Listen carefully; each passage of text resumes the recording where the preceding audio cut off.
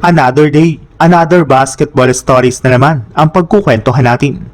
At ngayon nga ay pag-uusapan natin ang balitang pag-trade ng Boston Celtics kay Jaylen Brown at ang balitang bagong big man na makukuha na ng Los Angeles Lakers. Kamakailan lamang nga po ay may kumalat na balita na pinag-iisipan na nga po ng Boston Celtics ang posibilidad na pagbuwag sa kanilang superstar duo na sina Jaylen Brown at Jason Tatum kasunod ng nakakadismaya nilang pagkakalaglag ngayong playoffs. Hindi na naman nga na po gumagana pa ang kanilang duo kaya nararapat na nga pong tanggalin ang isa sa kanilang dalawa sa kanilang lineup. At ayon nga po sa labas na balita, posible nga na pong si Jaylen Brown ang tatanggalin o ito-trade dito ng Boston since gusto na rin naman nga na po nitong umalis sa kanilang lineup at lumipat ng ibang kupunan.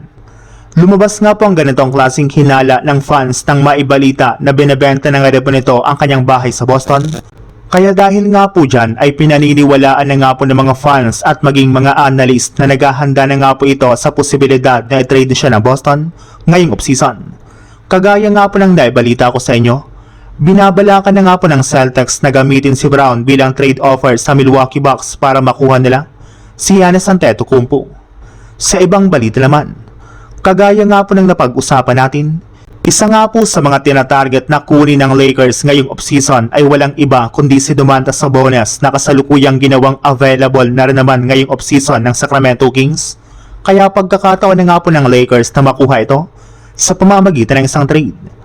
Maaari rin naman nga po nilang gamitin si Ayton bilang offer sa Kings basta't maituloy lamang nila ang ganitong klaseng trade.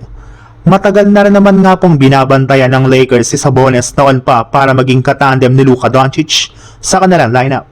Pero bukod nga po kay Domantas Sabonis, may ilan rin naman nga po silang tinatarget na big man na kunin sa darating na 2026 NBA Draft bilang kanilang 25th overall pick. Ayon nga po sa pinakahuling inilabas na balita, isa nga po sa mga big man na target nilang kunin ay si Jaden Quaintance na isang 6'10" big man na merong athleticism. Napakabilis nga po nito ang gumalaw sa ilalim ng